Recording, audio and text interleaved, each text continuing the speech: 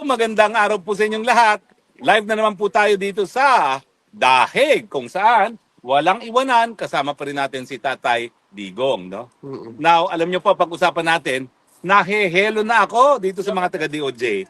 Manggigipit lang, gigipitin lang ako, aba, hindi pa sila magkasundo. Sabi nung isang USEC, hahanda na namin ang red notice alert. Sabi naman ng isa na spokesperson, ay hindi pa kasi pinag-aaralan pa ng mga international law experts. Ang gulo nyo naman, manggigipit lang kayo eh. Pwede ba magkaroon naman kayo ng isang boses nang hindi nahehelo yung biktima ng inyong paggigipit? Hindi ko tuloy alam kung ako'y matatakot o matatawa sa inyo, no? Dahil panggigipit na lang, eh hindi nyo pa alam kung anong gagawin. But in any case, alam nyo po, wala kayong magagawa. Okay? Kung kayo'y nag-aral ng international law sa inyong law school, pareho naman kayong abogado, alam nyo po na kapag merong pending asylum petition, merong non-refuma. Kahit ano pang kunin yung red notice alert dyan, eh manigas kayo, hindi nyo ako makukuha habang nakabindin itong asylum neto dito sa Netherlands. At syempre, dahil walang kakwenta-kwenta yung resolution laban sa akin na nagsampa ng kaso na non-bailable, siguradong magagrant po yan. Mantakin ninyo, qualified human trafficking, ako daw ay nag-text at tumawag, nag-follow up ko ano pa yung kulang ng dokumento ng Lucky South 99. Kriminal ba yun? Hello naman, sobra naman kayong OA. Hindi po kriminal yun dahil gawang abogado yan. Kung yung aking ginawa bilang isang abogado ay kriminal, wala na pong mag-aabuga siya. At ang delikado po dyan, eh lahat po ng tao na may haharaping demanda, lalo na mga non-bailable, ay nako, wala na po silang makukuhang abogado dahil ang abogado matatakot na baka pati sila madawit. Ang katotohanan po niyan ganito. Nung ako ay kinontempt ng Kongreso, akala nila mapapadeport nila ako, mapapakancel nila ang aking passport. Eh mga kulang talaga sa katalinuhan yung mga huwad committee na yan. Paano ka naman mapapauwi, eh balido yung passport?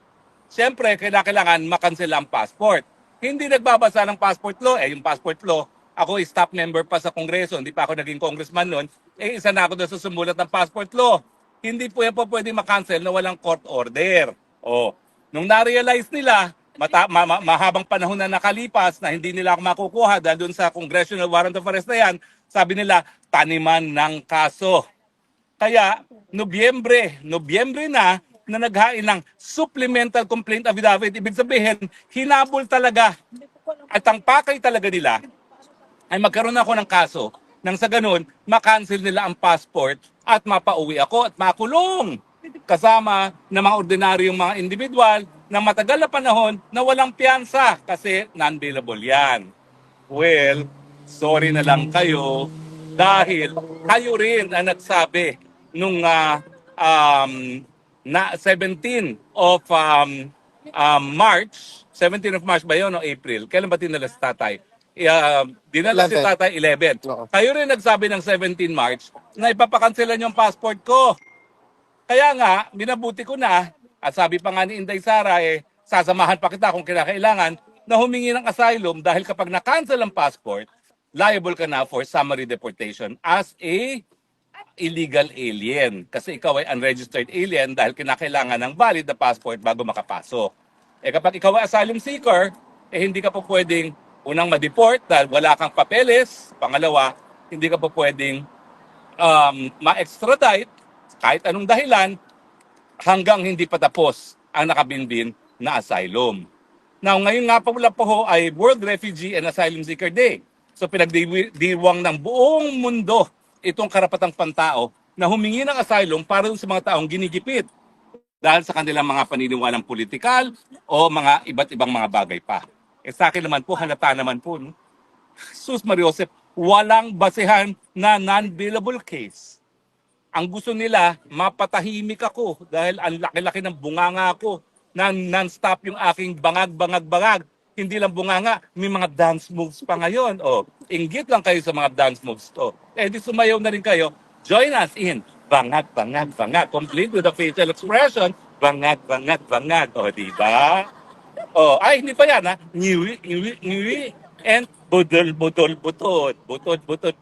Di ba? Well, alam niyo po, Magsama-sama na kayo dyan sa DOJ. Mag 500 na utak pa kayo, hinahamon ko kayo. Sige, subukan nyo akong kunin.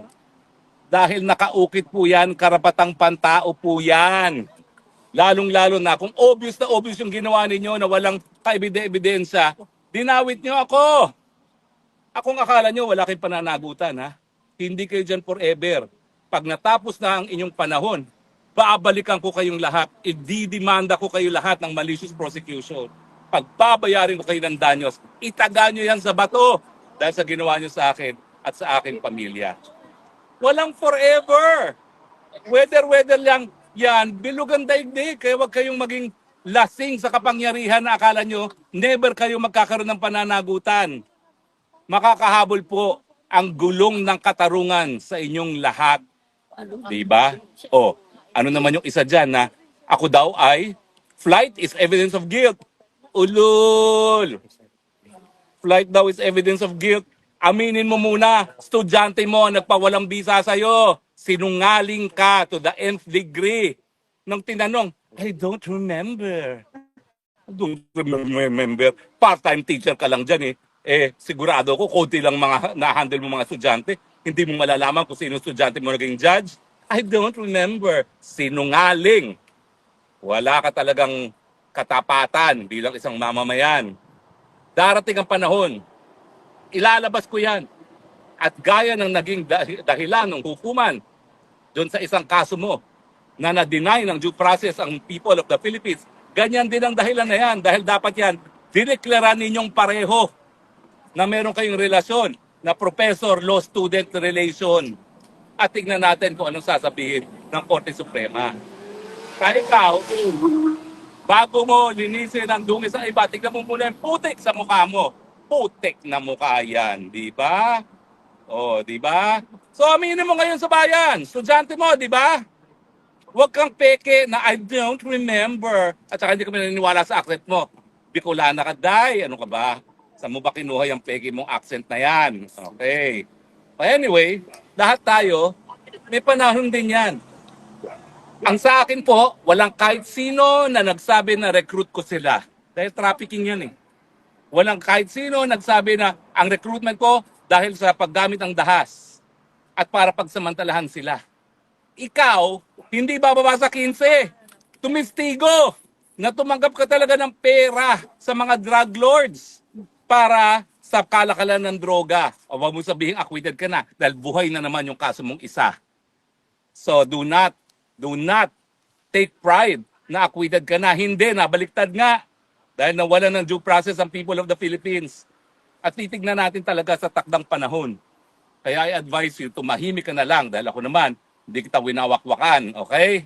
Pero kapag hindi ka talaga tumahimik, nako, baka mapilitan pa ako maghain ng formal na reklamo para malaman ng taong bayan kung talagang estudyante mo nga yung nagpawalang bisa sa'yo.